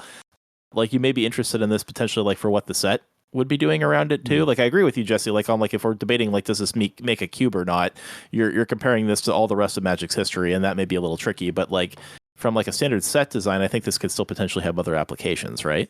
Maybe. I mean, I feel like limited is way less likely that I'm actually going to be on curve playing a 2-drop that's relevant. The number of times I'm going to have this in my hand in it, like I'm not going to be able to consistently defend it. Yeah, that's interesting. It would be the worst in limited in my mind as it's templated now. I guess we're trying to get down to like 3 mana. If we're getting down to a 3 mana planeswalker, maybe we feel like we need a condition on there. Because there have been like some, there's Jace the Mind Sculptor, 4 mana that bounced things. There was Jace Unraveler that was also that could also bounce things. But I guess like maybe Teferi was just too good, and because Teferi can come down, bounce something, and draw a card, and also stay on the board. Yeah. Right. Yeah. I think like the good design comparison for me is Grist, right? Like it has a downside, but it can kill anything. So like for me, I would still want this to be able to defend itself in some way. But like you said, put a limit on its power. Like instead of giving it just bounce any creature, make it care about the power of the creature it's bouncing, right? Okay. So like, yeah, I like that. Yeah, bounce a creature with up to 4 power, right? Less than 4 power. So I can bounce through Dork and like still kind of keep it alive. But if you ramped out a Thragtusk, I can't do anything about it. I can't stop the questing beast from eating me. You know. How do you guys feel about Explore? Are you guys Explore fans? Yes, absolutely. I love Explore. Surveil is busted. I'm middle on Explore. I'm definitely with Jesse on. I'm definitely a big Surveil fan. I think. Wait, what? Explore is just better Surveil, right? Yeah. Yes and no. It's how clunky it is what makes me think of Explore sometimes. Like I understand that it's. Yes, Jesse. I know that Explore is just better, but I mean, the way they use it is obviously worse because, like, you need to. They don't put it on as good of cards. They often have a lot of restrictions. I think they know how good it is. That's why they don't put it in places like Surveil 1. You're never going to see Explore 1 on a land because that would be busted. I think you just beautifully put what I'm trying to say. I think exactly. That's what I think. I like the cleanness of Surveil, just the simplicity of it, the way that it can just be easily tacked onto things. I think is a lot more. Yes, other than just Explore. That's definitely my take. Yeah, because they're both cool mechanics, but yeah, Explore is ooh man, I can't imagine how scary it would be if I could like turn 1 2-power creature, turn 2 play my tapped Explorer land, attack you with my 3-power dude. Okay, it's ridiculous. Surveil is much of a more tight design. It's much more balanced. Yeah, Explorer's power level is a little high, which is why it's often tacked onto things that are kind of hard to activate or slow to activate. Well, like map tokens. Yeah. Take a whole mana, they have to target their sorcery speed. The best thing about a map token is its card type, right? Like I always feel like when someone's got 1 Explore card in their deck, okay, does it go in the graveyard or the bottom? I can't remember. It doesn't say on the card. Like there's enough to it that I feel like there's always something I forget about Explore. There is a lot. I always find it very interesting that like when I get asked questions, I think the one that takes me the longest to answer is always Explore because it's just so many words to say the thing that you need to do. Can you reword it to use Surveil, to start as Surveil, like the reminder text? Now that Surveil didn't exist when Explore came out, right? So, like, can we somehow reword it to like Surveil 1? If it's a land card, you may reveal it. Otherwise, blah blah blah. I mean, you could do something like if it's a land, like reveal the top card if it's a land, put it in your hand. Otherwise, Surveil 1 would be functional, I suppose. Yeah, and then you also need the +1/+1 counterpart. Yeah, I don't know. Oh yeah, Surveil 1 and put a +1/+1 counter on something. yeah. See what I mean? Like it's too good because there's too many words. Obviously, when abilities have a lot of words, they're powerful. That's kind of how that works. Game actions are important, and more words means more game actions. But yeah, this card is designed well. I think the +1 is very fair, very good. 3 mana going to 4 and surveilling 1. Like Alex said, like this is just large enough it might survive. Aside from like the me wanting to rework the 2, and I'd probably personally, if I was playing this card, I'd even buff the ult just a little bit, because typically I feel like ults should just guarantee winning the game, and I don't feel like this one does. Yeah, this is good, but like it doesn't guarantee. Like getting in for 8 is good, but 8 damage doesn't always kill your opponent. Maybe like the thing about the -2 that maybe I think I can get on board with what you're saying is like, if I play this card and use the -2, I feel like I've just kind of failed because I have no chance of climbing up to 8 at that point. And the effect that I got for giving up on the dream of getting to 8 is as mild as you can put on a card, you know? Like, I don't feel like I'm doing something cool. This is the only thing that feels like I'm saying tactical you did a bad job, and that's not what I'm trying to say. But what I think maybe they didn't think about is this also says bounce a creature who is already not winning on the board. Yeah. Right? Like if I have a 4/4 and you have a 3/3, I already don't care about your 3/3. Yeah. It's not winning anyway. It's like I don't want to play my 3-mana Planeswalker, put it on 1 loyalty to bounce your smaller creature. Yeah. I do think minusing and doing some sort of interaction is awesome. Even if it was like, if this was -2, tap a creature with 4 or less power and put a stun counter on it, okay, sure, like this would still be fine. Like if it's some sort of removal, it ain't got to be bounce. Obviously, for the hand points is why we went with this, I think. But some sort of circumstantial interaction would be exactly what we want on this 3-mana walker. It's just the way this one is templated is a little feel bad. Yeah. All right, we got 3 more. It's my turn. I want to go so bad. But we do have Xena, who brought us I Want to Hold Your Hand. Oh, Xena's a snarky one, I see. Just literally using one of the challenge titles in the title name. But it is a 3 generic in blue for an enchantment, Unfolding Saga. I'm curious what Unfolding is. Condition. As this enters or a blue token created with this saga leaves the battlefield, add a lore counter. Whoa. Okay, so that's unique. We're going to call this out. That normally. So chapter 1, create a white 1/1 human creature token and a blue 1/1 merfolk token. Whoa. Chapter 2, create a blue 3/3 serpent creature token. Chapter 3, create a blue 5/5 mutant creature. And chapter 4, create a blue 8/8 octopus creature token. Okay, so at 1 we make 2 1/1s, 2 we make 3, 3 we make 5/5, and at 4 we make 8/8. Okay, this card is fine. This is a lot of beef for your 4 mana, right? Yeah, it's make a lot of bodies but like I am curious why the addition of whenever a blue token leaves the battlefield, especially when it makes a white token. So that one can't trigger the ability. But you went through your... Oh, I missed that. I apologize. Real quick, before we get into it, I missed this for the audience. Sure. The flavor text is, but you went through a growth spurt. I want to hold your hand, but you went through a growth spurt. It used to be a merfolk, but you got too big. Yeah, this card is busy, is my first thing I'll say. Good or bad. Well, so I think thematically here, right? Because like Alex loves a good story. Like you've got both a human and a merfolk, right, that start this out. And then, right, it keeps becoming a greater monster as it goes on, and so you can no longer hold the hand, right? And honestly, what this reminds me of is there's been a couple cards in Magic's history that are designed like this, kind of like Reform. Which is a 0/1 creature, and when it starts to die, when it dies, you create a 3/3 green blue, 3/3 blue fish token. And when that thing dies, it has create a 6/6 blue whale token. And when that thing dies, you create a 9/9 blue kraken token.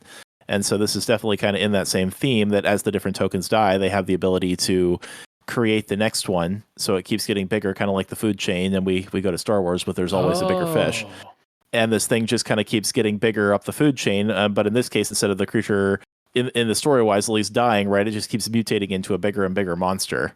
Yeah. So it's definitely playing like in design space that Magic's already been in before, which I think is fantastic. It definitely kind of has a callback to it, which makes us remember other Magic cards. Do we think that it doesn't advance normally? Like it only advances when you meet that condition? Right, I think so. That's that's the unfolding part, I think, right? It's because it doesn't say have the reminder text of that's triggers at the beginning of main phase 1. So it is very much like Reform then, where it's like, I need to find a way to get rid of this merfolk because I'm going to get something so sick when I do. Okay, hold on. Thank you. Thank you, both of you, for fixing this for me. I'm sitting here like, this card is way too good. I was Yeah, sitting here I was the so same way. Yeah. critical. I was ready to roast Xena, just coming for you, because I was like, dude, yeah, why are we getting like 5,000 power Yeah. and toughness for this 4 Yeah. mana creature? But now that you No, point out yeah. that you don't trigger on the main phase, you trigger off just the death of the blue token. Okay, this card's now much cooler. Mhm. Awesome job, Xena. Yeah. So I'm the sorry unfolding for thing is, critiquing you in my head. I think the unfolding thing's very cool too, because this is obviously like a design space that could go on like Yeah, lots of other yeah. stuff too. So like how the different chapters unfold could be very different depending on the card or the color or or the whatever. And so I think that could also bring some of the storiness back to sagas, where they're not just like 3 random modes. In order to progress through yeah, the story, certain things have to happen. Yeah. in the game, like game actions have to be taken. Yeah, definitely. I would also like to point out that any of the cards that like, there's a bunch of them in green and black that like sack a creature to get an effect based on the size or power of the creature. This thing just continues going off. So like, I can sack the 1/1, get a benefit, makes the 3/3, sack the 3/3, get the 5/5, sack the 5/5. Like, I can draw almost 20 cards off of a greater good style, like Momentous Fall Oh style yeah, card. greater good. Yeah. Yeah. Okay. I want to hold your hand for the greater good. Got him. Greater good. The dad jokes are real. We're taking some card-based game actions with greater good. 2 green. I had to reread this one because I knew kind of what it did, but 2 green for an enchantment. Sacrifice a creature. Draw cards equal to the sacrificed creature's power, then discard 3 cards. So you're going down with the merfolk. You're bizarre Baghdading or something. Then you go to the serpent, you're equal, and then the mutant, you go up a little bit, and then the octopus, you go up by a ton. But you're looking at a gajillion cards and discarding a gajillion cards. Yeah, ideally you'd want to like kill the merfolk in a different way, right? Okay. But still, I mean, even if you're not, like you said, you can probably go through the bulk of your deck and find your combo or whatever if you have both these cards in play. Yeah. Like this is the commander deck's like wet dream for greater good. Like this is, I'm gonna go so deep and find my deep water coral. What was it? Deep Doomwave Prophet. I'm gonna go find my Doomwave Prophet, and I'm gonna blow everybody up. Yeah, this is very cool. And 4 mana for 2 power is fine with this much upside. I don't think that's too bad or too good. Yeah, we're close to Reform. We get a little more than Reform to start, but both the token and the saga are kind of integral to making this work. So unlike Reform, if you can zap this saga, now, the human and the merfolk are just stranded. Yeah. Ooh, that's true. Yeah, no, the ability is tied to the saga. That being said, we are still a saga, so this interacts with anything that puts counters on stuff still, or removes them. Yeah. There's a lot that could go on with this card. I feel like Busy was still accurate. Yeah. But like in a good way. Yeah. I guess if we were somewhere that had 12 sagas with conditions, then like we would have been more ready, and maybe this card is more reasonable there. But reading is our first condition card. Yeah, we had to think a lot about it. If you think about this printed at uncommon, like if this is in a set, right, there's probably a cycle of these at uncommon and like a cycle of these at rare. So maybe there's like 10 in a set. And so with a not as common drop rate. So I love this card. It's a lot of fun. And the flavor of it is just fantastic with the art. But I think honestly, the thing about this card that makes me the most excited is the unfolding saga part. Like that to me just like has like a lot of other design space that would be really exciting to see what other people came up with on that, because that's a lot of fun. Yeah, because you can give them all sorts of conditions, right? The sky is the proverbial limit, right? Yeah, that gets my creative designer hat all excited to come out and to open something up and start tinkering around. Yeah, give whenever you give your opponent creatures. Oh yeah. Do you guys play it all with Reform in MH3? It was an uncommon there. I did a couple of drafts of it this summer, but I did not. I think I unfortunately have a Reform in any of my drafts, so I didn't have a chance to do that. I faced the Reform deck, and then I'm like, I have to do this. And luckily, pack 3, Phyrexian Tower. Oh, fun. Okay. And then there's like some like common that like returns creatures from your graveyard. So I was having a good time with Reform. Yeah. Okay. Oh, love it. You get Love rid of it, the love it. reform, you recur it back somehow. Oh man, they're making so many 3/3s and 6/6s. Yep, and 9/9. Yeah. Yes, please. Do the That's thing. wonderful. Yeah, that would require me playing non-cube limited, but I I'm guess not that's true. cool like that. So I've been trying to, just because of the podcast, I just try to get like 10 drafts of every set if I can. And it's completely valid. Yeah, I mean, I definitely have absorbed a little bit more Magic content than I would have prior to Alex and Ryan and I getting this little endeavor of ours underway. So I relate to that. That's right. That's my role usually to bring all that stuff in anyways, because yeah, I keep on track and on top of stuff much more than you guys do. We love you for it. Yeah. All right, our second last card here is from James Dalton Bell, who's given us Unexpected Catch. This is another 5 blue, kind of like our other one, and it's also a sorcery that also makes an 8/8 blue octopus creature token, kind of like Sage Bees from earlier. But this has got, the rest of the card's different, as you might expect. It's got cycling, which is something I'm kind of excited about on this kind of 7 mana card. So 1 and a blue to cycle it, discard and draw a new card. And then when you cycle it, get a 1/1 blue fish creature token. No, this is a very, very well designed card. Like this is gonna sound like a backhanded compliment, as I've already given a few. This is my specialty. Okay. Your audience will Keep not be people used in to line. this, but this card is so well designed, I find it boring. It's just like, if I see this card, well, duh, I'm playing it. It has cycling. It makes a 1/1 for free. Like, it draws me a card. And if I happen to have 7 mana, I get a freaking 8/8. Like, it's not busted. It's completely fair. 2 mana 1/1's not too good that draws a card. That's just literally an Elvish Visionary. And then a 7 mana 8/8 has just been reprinted in every core set since Magic was made. Who cares? But like, put them together is just a versatile bimodal card that increases your options in a format, that this is printed at common, which I hope that's not true, honestly. That this card is a little bit good for common in my head. Yeah. For me, you get a lot of points for the flavor, the unexpected catch title, the bounty of the sea is unpredictable flavor text. This, I don't want to talk about the artwork. This might be the first one that's close to not safe for work going on here. Yeah, it's like an old ukiyo-e style, like lady fleeing the ocean and octopuses coming after her kind of thing. Yeah, except one of its tentacles is maybe getting a little fresh. Like, maybe it's being a little too forward. I don't know if they went to dinner first, but definitely unexpected. Yeah, the theming is knocked out of the park here. But Alex, how you feeling about it? I'm kind of stuck on where you guys were at here with calling this either common or uncommon, and I was trying to think, and I was researching this, but I hadn't quite found it yet. I know there were the cycle of cards on Ikoria that when you cycled them, you could leave a keyword behind on stuff, but I think that those were at uncommon. That's true. And so that's where I was thinking, like, it leaves behind the blue fish when you cycle it, and so there's like a lot of the other cards, like the Greater Sandworm, that when you cycle it, obviously just is a cycle, and then obviously you can get like back the body. So yeah, I'm thinking that maybe this would be uncommon, but like obviously if you're potentially from like a set design level wanting this to, like, you need a plethora of cycling cards in the set in order to make like the cycling mechanic have a theme, kind of like the Zenith Flare from Ikoria as well. Like, you'll need some base level of these, and so but I wouldn't hate this if this was like the pushed blue common with cycling in the set. I think that's where I was just kind of trying to figure out like where exactly, like, is this is home, like, the overall design of a set. But I agree with Jesse and both of you guys. I think that this is just a fantastically designed card, and I just kind of look at this too and go, "Yep, this is what I expect to see." Right? I think that's a very inept description. Yeah, if you need people in the set, if you need cycling to matter, you need fish to get in there. You need people to have a great reason to always be playing their 7 mana cycling card, because you got to pay off for casting big spells.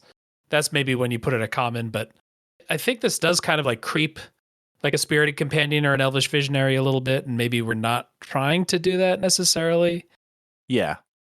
Nah, I mean, I think this card is a good way to creep it if you were going to ever, because it's not blinkable, right? Like, the thing that makes Elvish Visionary a staple and has been for, I don't know, 15 years now, is it's blinkable. And this 1/1 cannot be blinked for another card, right? So Spirited Companion counts as an enchantment, which is another kind of thing that that this doesn't have.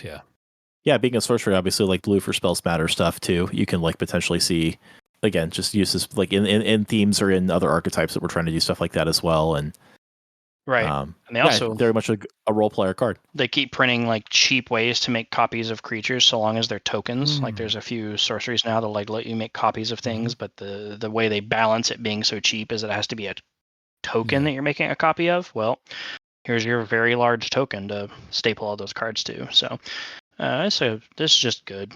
Yeah, I'm gonna give this a solid good out of 10. A something out of 8. We should be doing. Why are we not doing an out of 8 scale? Oh, why did it take you to the last card, Tim? Where are you? Read us that last card. Maybe it'll be something out of 8. Very cool. Our last card here is from Just Nigel. The card is called Hands Up with an exclamation point. For 5 mana, 3 and 2 blue. It is an enchantment. It says, you have no maximum hand size. I like where this is going.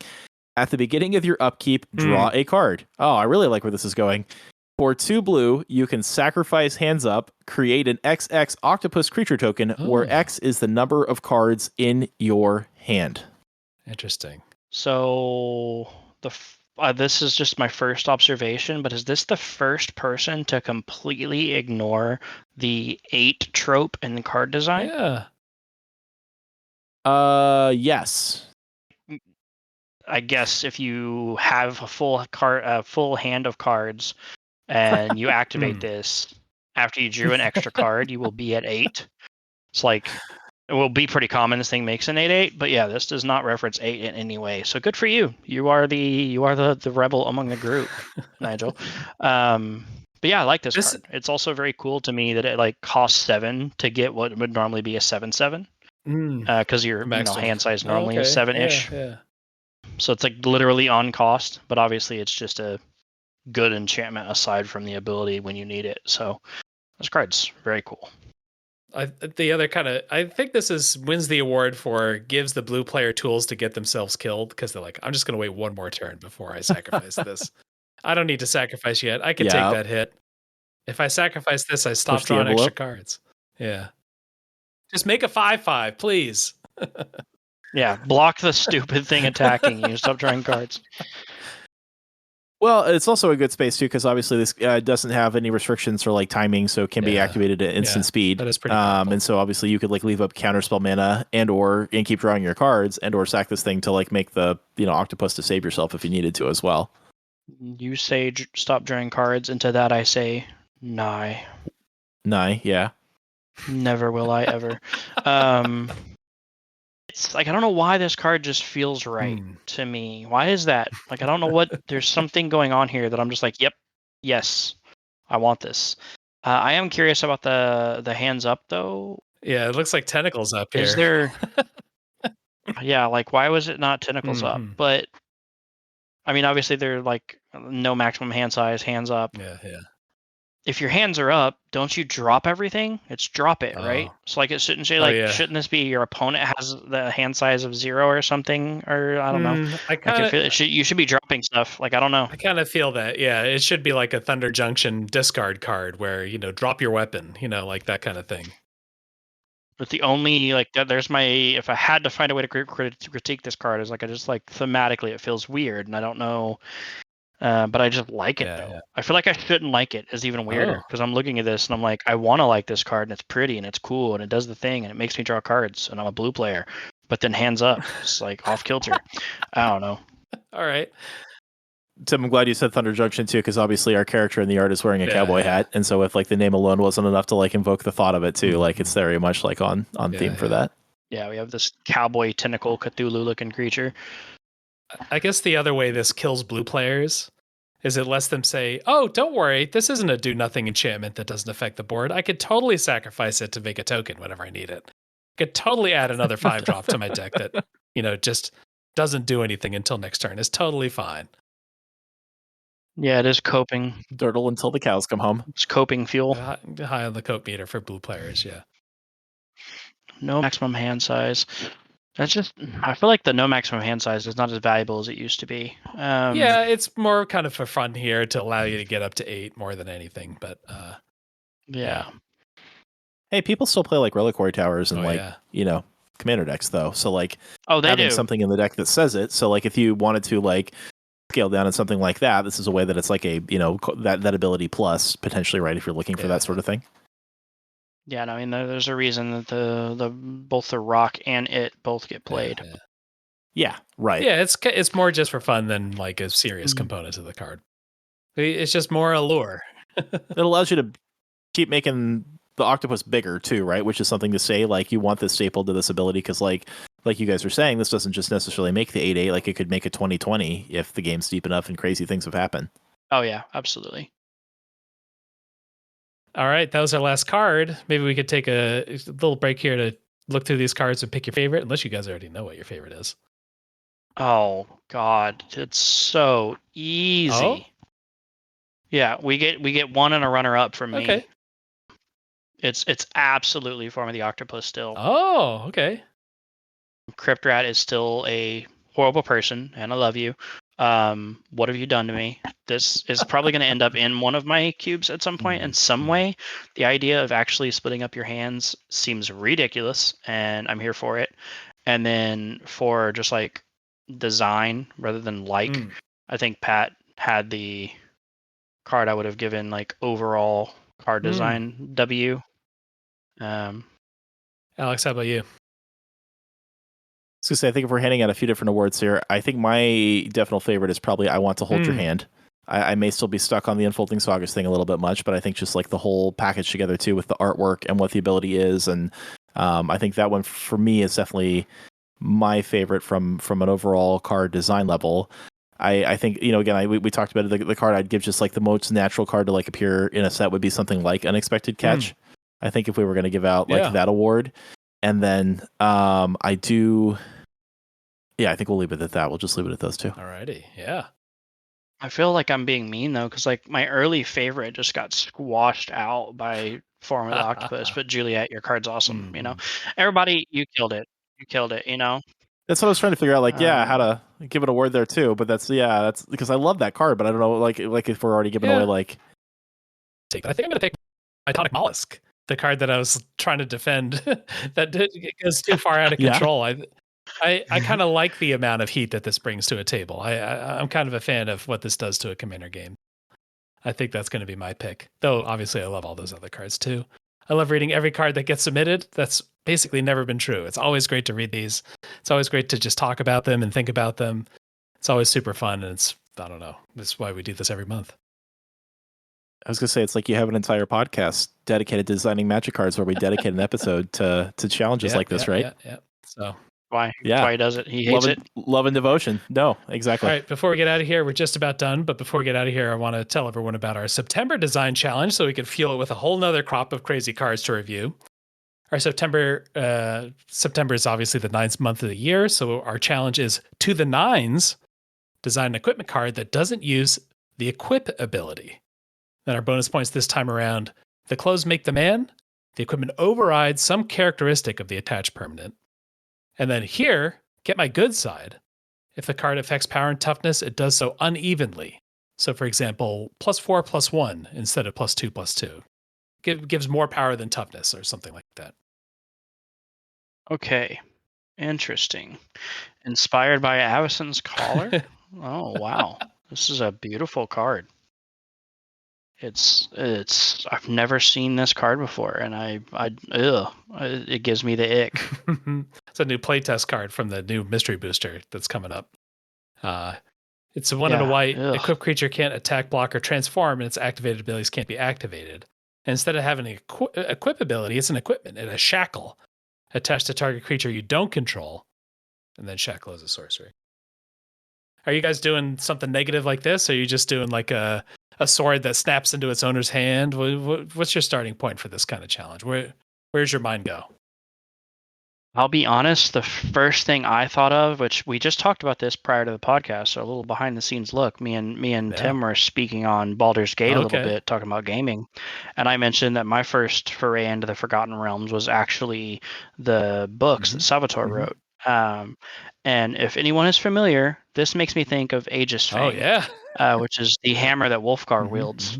And it returns to his hand when he throws it. And it's also a far more offensive weapon than it is a defensive weapon. So like the +4/+1, this like Yeah, I definitely like the idea of doing something with this hammer. Yeah. So yeah, I probably wouldn't have it equip. I'd probably just have it, like you said, jump into its hand type thing.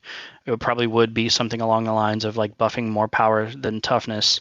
But it also, the clothes make the man part would be the hardest part for me because it doesn't specifically do anything like that Yeah. canonically.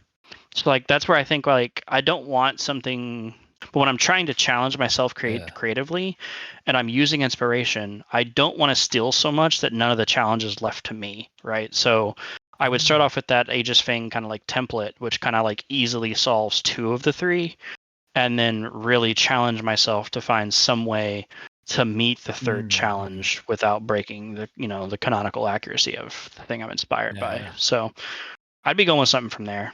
All right, Alex, what popped into your head? You don't have to get the whole card right now, but where are you starting? No, what's popping into my head would be an interesting way to potentially combine 2 the 9s with the clothing makes the man, where the way to equip the card that isn't just equip requires you to overwrite one of the characteristics. And so what instantly comes to my head is some sort of equipment that requires you to give up like an evergreen keyword off a creature when you equip it. And so like if the creature and it can have, I'm trying to decide if it has like a list space. So it's like if the creature has like trample, first strike, flying, blah, blah, blah, blah, blah. Like you could eliminate one of these abilities. And then here's the other boost that you get. And I don't maybe know what the boost is yet for get on my good side for what your creature that obtains, but you're required to, so it's an equipment that can't go on like every creature, but on the ones that it, goes on, it gives up the mechanic. That's where my mind goes. So we'll have to see what maybe I submit for next month in that vein. Interesting. This is very specific, but like when you said that, the first thing that came to my mind was Bloodthirst. If you remember Bloodthirst from like Mirrodin Besiege days, like equipment that's like bloodthirsty. It's like sentient, like a sentient weapon from D&D, and it's bloodthirsty. It's like super anxious to kill, and then whenever a creature you control comes into play with bloodthirst, equip this weapon or something like that. So have it be kind of like on theme with the keyword you're trying to have it reference. I love that. Yeah, no, or a harness that when a beast comes into play, equip it. Yeah, something where like it's not a creature type, it's not a color or something. It's more of like a mechanic. If you're using the same mechanic that I care about, then you're worthy to hold me. Yeah. That could be fun design space too. That. Have just something like you said, references one card type or permanent type, and when it equips, it changes them, right? So like it when a human comes into play, equip this locket, and the locket changes the creature into a werewolf. It's a cursed locket, and insert buffs here. When you were talking about throwing hammers, it's not quite the same as Aegis Fang. I was thinking Thor's hammer. When it enters his hand, you become a god. It overrides your creature type. Yes. Yeah, and then you become indestructible, right? And you're only a permanent so long as you have, as long as you're worthy, at least 3 other creatures in play. You need to have 3 other creatures in play because you have to have followers when you're a god, right? Okay. So the close maketh the god, not the man. I love it. Alrighty, that'll be due September 27th, so get those in. And that'll be it for the podcast for the week. Get on the Discord, that's where all the action is. We're in the middle of a You Make the Pack. If you wanted to try to design one card, we're making cards we're making a pack one card at a time. It's a little faster every couple days instead of every month if you need that heat. The Discord is the place to join to do that. I want to thank you guys for coming on. This was super fun to get your point of view. No, I appreciate it. We had a great time. At least I did. Yeah, thank you so much for having us on. It's always fun to get on other podcasts and talk about Magic. That's why we love to play this game and we love to, have conversations about it. Yeah. Square's the cube. So I guess what are the things you guys are tackling? You get a good what are you cubing this week? You're getting like a good check-in every week with what people are up to. And then you also do like a lot of promotion for cube events and cube organizers, stuff like that. Yep, absolutely. I just want to make sure that we're giving back a little bit. We were very warmly received by the cube community and by other podcast creators as yourself. We're experiencing it right now by you having us on. That sentiment has been ubiquitous throughout, and it's been really heartwarming. So we just kind of like what little bit of reach we have, we want to use to give it back a little bit, Anything else you want to tell people about the podcast before we get out of here? Shout out to our listeners. If you are not already, following him regularly, if you just came over here because we told you we were here, please stay. Tim's good people, and if the content's as good as what we just made, we're awesome. He's awesome. There's going to be more good content. Listen to all 40,000 episodes he made, or whatever he said. And secondly, I shouted out on our pod last week, so we'll have another platform. I want to shout out Clubhouse Gaming. Oh. We are, like I said, Pacific Northwest located, and one of our personal friends, or at least my personal friend, just bought up what used to be Retro Game Trader Clubhouse. So some of the regulars in the area will know that place, but it's under new management and has moved a couple miles over. And that grand opening is coming up in about a month, early October. So if you're not already aware that it's under new ownership, go check them out and support them. Soft openings already happened, and the grand opening happening in about 30 days. So that's all I've got. And thanks again. Yeah. Alex, anything? It doesn't have to be the pod. Anything else you want to shout out before we get out of here? No, at the moment I'm good. I appreciate the opportunity, but I think we're good at the moment. All right. If you need to find me, I'm right on the Discord at Tim F. Riley, or if they want to find you, the podcast is the way to do it. We do have a Discord. You can find us also at the PNW Drafts Discord, or PNW Drafts Facebook group, sorry, which the Discord is also linked to. And if you have any show notes, we can give you the Discord link. But yeah, we're definitely active on Discord and love to have you there. All righty. And most of all, I want to thank everyone for listening.